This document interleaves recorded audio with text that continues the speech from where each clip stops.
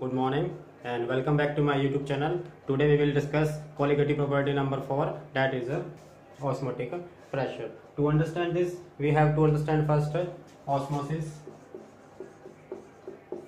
Actually, osmosis is a natural phenomenon. Let us understand it. If we take a container and placed a membrane called semi-permeable membrane. Now first, what is this semi-permeable membrane? It is a special type of layer or membrane which allow the movement of only solvent particles. It does not allow the movement of solute particles. Simple.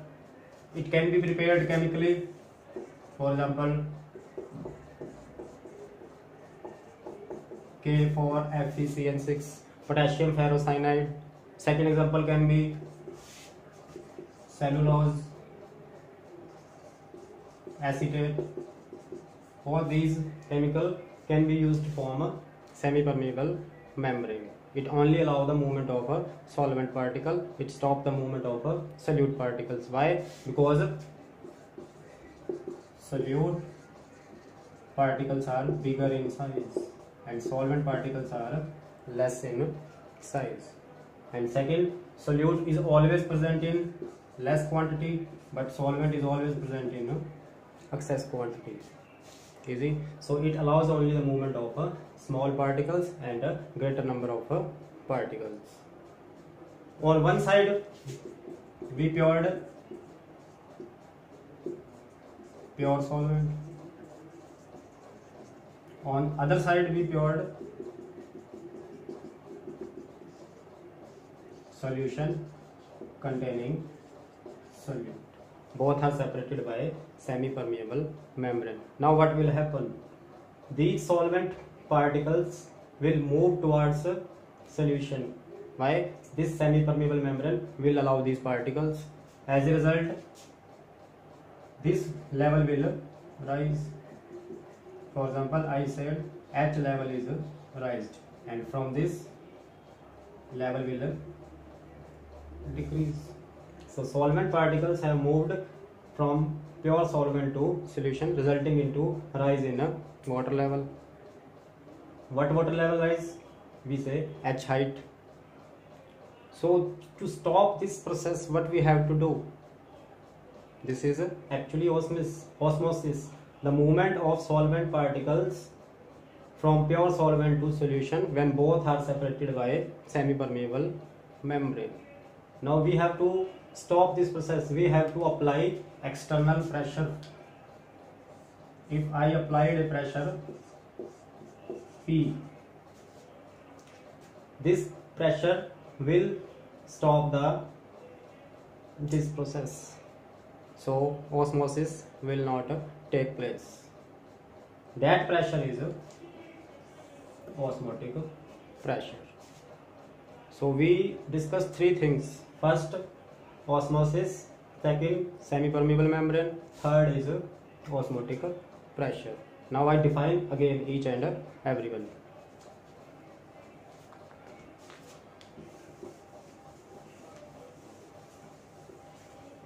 First is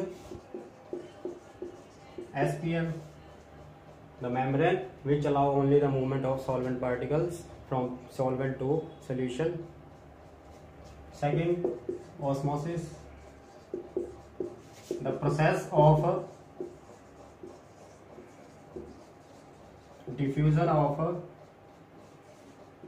solvent particles through a semi-permeable membrane from pure solvent to solution. This is osmosis. It is a natural phenomenon.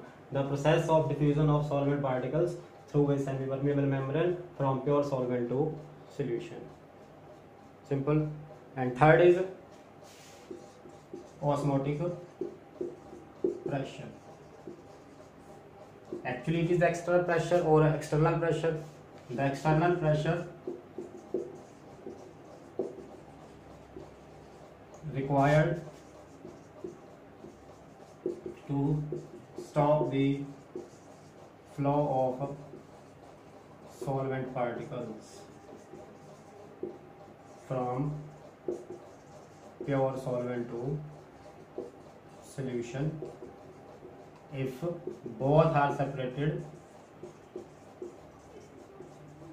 by SPN. Easy. So this is osmotic pressure, the external pressure required to stop the flow of solvent particles from pure solvent to solution if both are separated by semi-permeable membrane. Easy. Let us understand with one more example.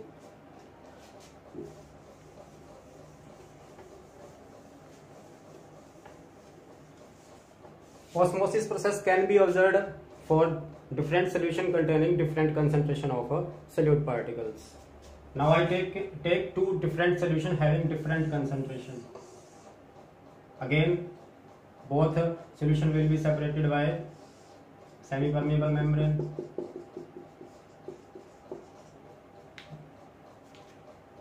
Here I take dilute solution, and this side I take concentrated solution. Dilute solution means the solution having concentration of solute particles less than 5%. Concentrated solution, the solution having concentration of solute greater than 5%. Easy. So now what will happen here? This dilute solution contain only 5%, less than 5% solution, so it contain more solvent, and it contains less solvent. So solvent particles will move from dilute solution to, this is the direction of osmosis, from dilute solution to concentrated solution. Easy. This is osmosis, and practically osmosis is a great property even in medical science also. Clear? Next is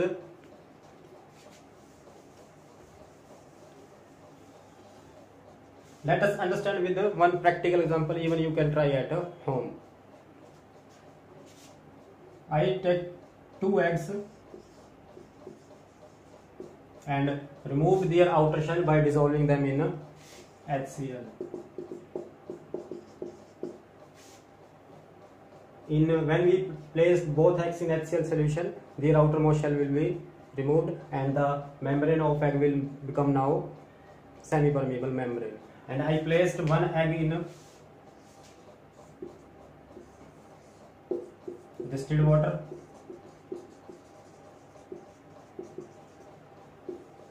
and second egg in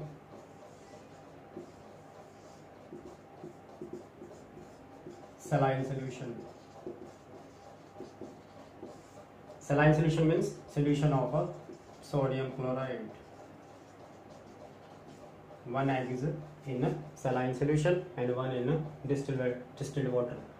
Now after few minutes, what we will observe? This egg will swell up. Why? Because solvent particles will move from distilled water to egg. This egg will swell up. Here what will happen? This egg will become shrink. Why? Because diffusion of solvent particles will take place from egg to saline solution. So one egg will swell up and one egg will become shrink. Why? Because osmosis process is there, movement of solvent particle. Easy. Next we are discussing osmotic pressure again in a colligative property. Now let's prove that this is a colligative property.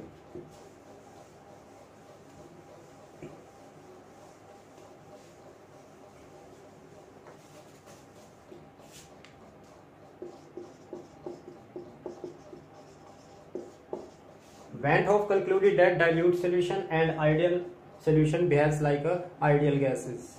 So in +1 we have understand the ideal gas equation, that is PV equal to nRT. P pressure, V volume, N number of moles, R ideal gas constant or gas constant, T temperature. So we can write here this P as a pi. Pi denotes the osmotic pressure. Pi represents here osmotic pressure. Let it solve further. Pi equal to nRT by V. N number of moles. Number of moles by volume represents concentration of a solution. So pi equal to CRT. C is the concentration. R is constant at a room temperature, given temperature T constant. So pi is directly proportional to C. C is the concentration. So we can say this osmotic pressure is directly proportional to the concentration of the solution, and it depends on the number of moles of a solute. So we can say osmotic pressure is a colligative property.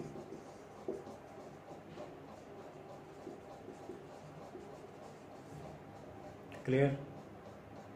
Next, colligative properties are used to find the molecular weight of a solute. So we can use this property also to determine the molecular weight of a solute. Use equation again. Pi equal to CRT. C is the concentration. I can put value of C like this. C is equal to number of moles by volume. Pi equal to number of moles by volume in a liter into R into T. Number of moles are given weight by molecular weight. Pi equal to WB by MB into R into T by volume in a liter. So we can clearly conclude molecular weight.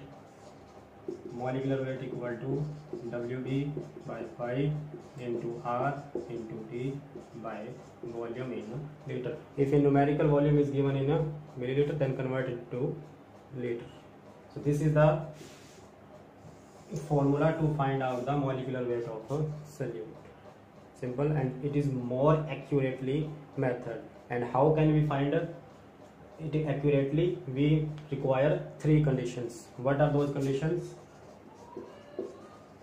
First, solute must not dissociate or associate in a solution.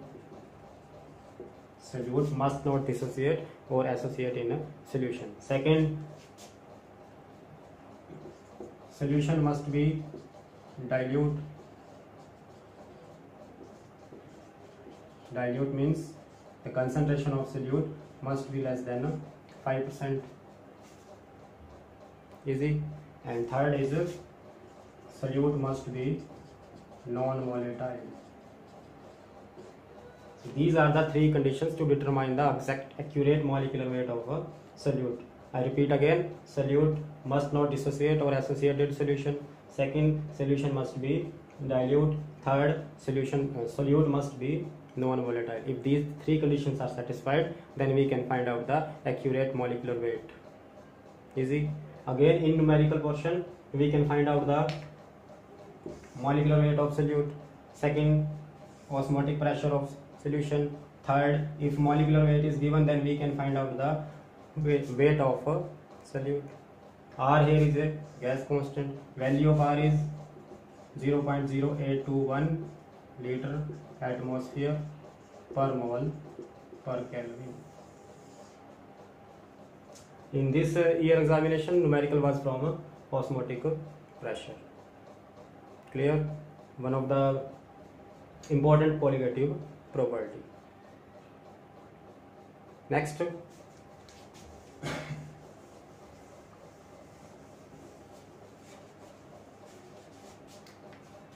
if we have two solutions, solution number 1 and solution number and they are prepared at a same temperature.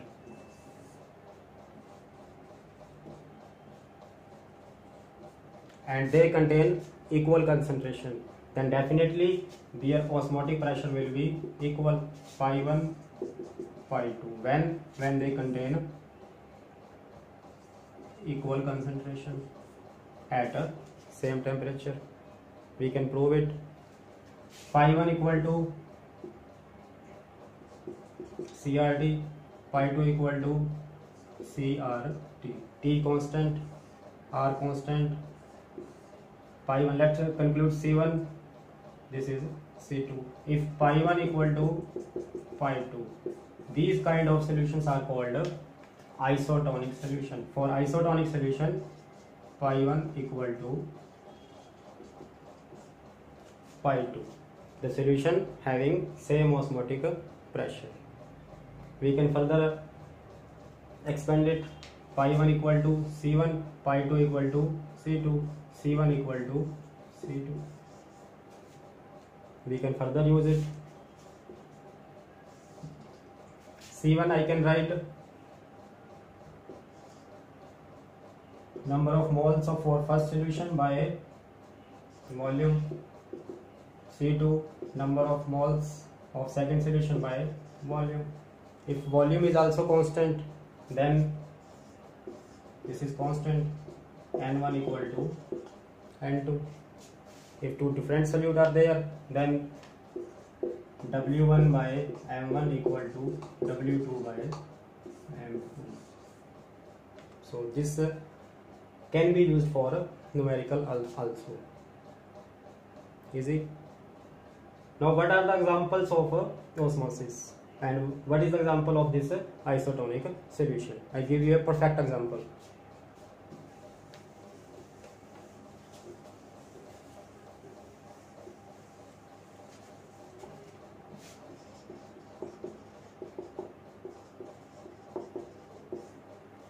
A solution of 0.091% NaCl mass by volume.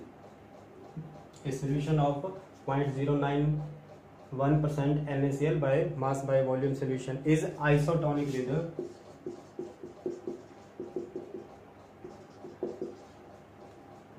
is fluid of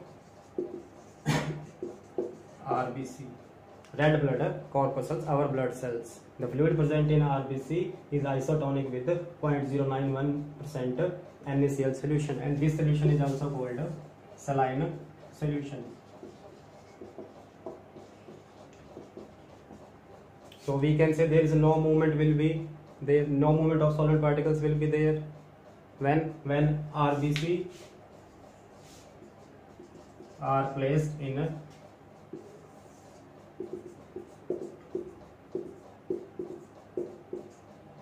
saline solution. This is isotonic solution. Clear? Now I am going to introduce two more terms, hypotonic and a hypertonic solution. Let us understand those terms also. Again I taken two solutions, one and second. Osmotic pressure pi 1, osmotic pressure pi 2. If osmotic pressure of pi solution 1 in any means pi 1 is greater than pi 2. If pi 1 is greater than pi 2, pi 1 solution will be hypertonic solution, and this pi 2 hypotonic.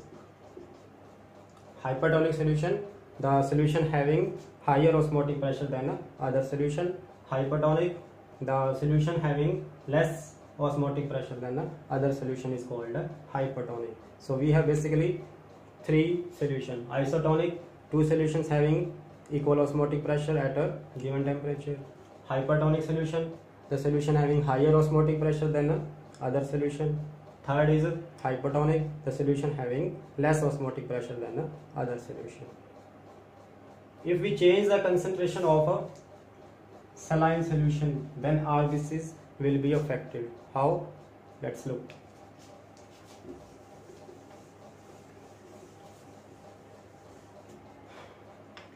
Now I placed RBC in two different conditions.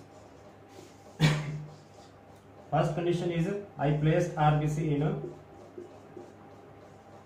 this is RBC and this is saline solution, but having concentration less than 0.091% NaCl. So we can say if it has less concentration, then saline solution will act as a hypertonic solution.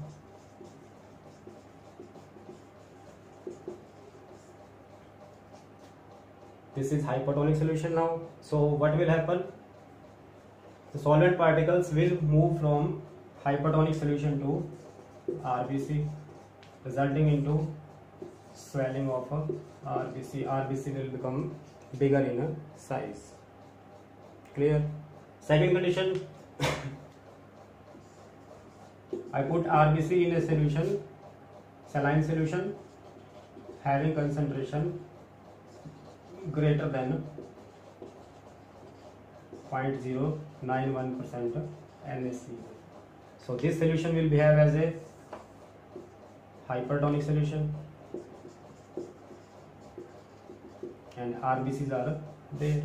So now what will happen? This is hypertonic, this is hypertonic solution in RBC fluid. So solvent particles will move from RBC to saline solution. So this RBC will become smaller in a size. RBC shrink here.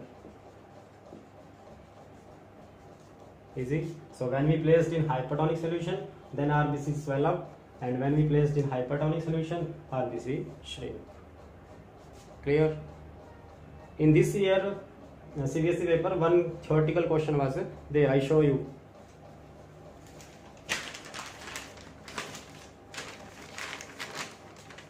Question was, meat is preserved for longer time by salting. Meat is prepared for a longer time by salting. Give a reason. This question is again related to osmosis. Now let's solve this question also. Meat is preserved for a longer time by salting.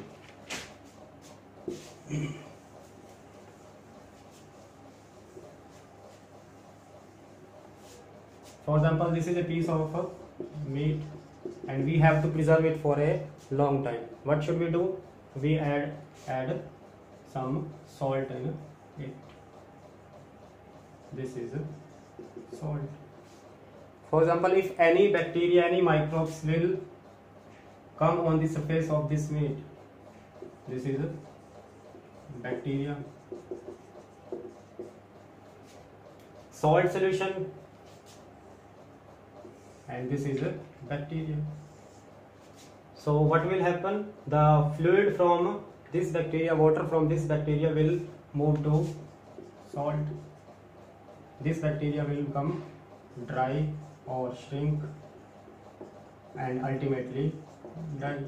So this meat will be safe from the action of microbes. So chemistry is everywhere. We have to find out. This question was in this year examination. Why salted meat can be preserved for a long time?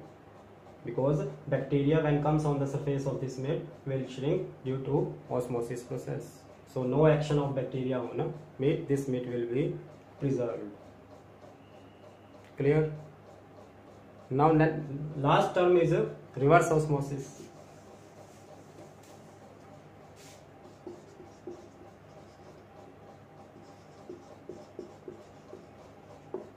As now name indicates, opposite of osmosis. Let's create one diagram again. This is semi-permeable membrane. This is solvent, and this is a solution. As we understand in osmosis, solvent particles move from pure solvent to solution through semi-permeable membrane. So as a result, water level rise, and we have applied external pressure P to stop this process. But if we apply a pressure greater than this P, For example, I said pressure P1 is applied externally and its value is greater than osmotic pressure.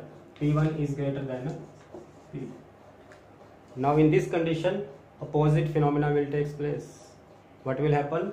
Now solvent particles from solution will move towards solvent when external pressure is greater than osmotic pressure, and the phenomena is reverse osmosis. So what happened in osmosis? Solvent to solution movement, but in reverse osmosis what will happen? Movement of solvent particles from solution to solvent. Both are opposite in nature, and this reverse osmosis is used in desalinization of seawater, means to purify seawater. Reverse osmosis is used for desalinization of seawater. That's a complete information of osmosis. Clear? Practice numerical at home. You have NCERT books, solve the numericals. This is our last topic. One more thing. All the 4 colligative properties I write it here again.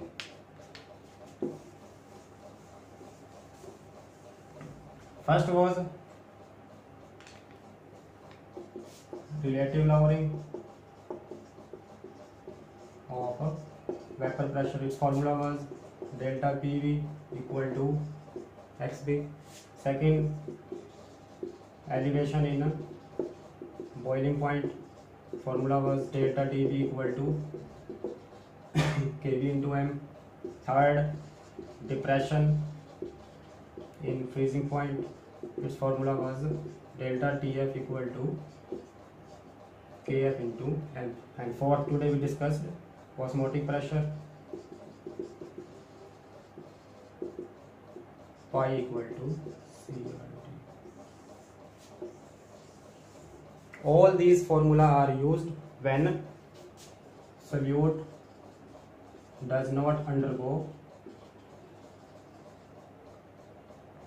dissociation or association in solution. All these four properties are applicable and formulas are applicable when solute does not undergo any dissociation or association in a solution. Easy. If there is any association or dissociation, we will modify these formulas with the help of our next lecture, that is Van 't Hoff factor. Van 't Hoff factor applied when there is no dissociation and when there is association or dissociation. If there is no dissociation or association of solute particles in solution, then these formulas are pretty safe, pretty good to use for numericals. Easy. Our next lecture will be Van 't Hoff factor. Easy. Stay at home, keep learning, and please press the bell icon for further videos. Thank you. Bye bye.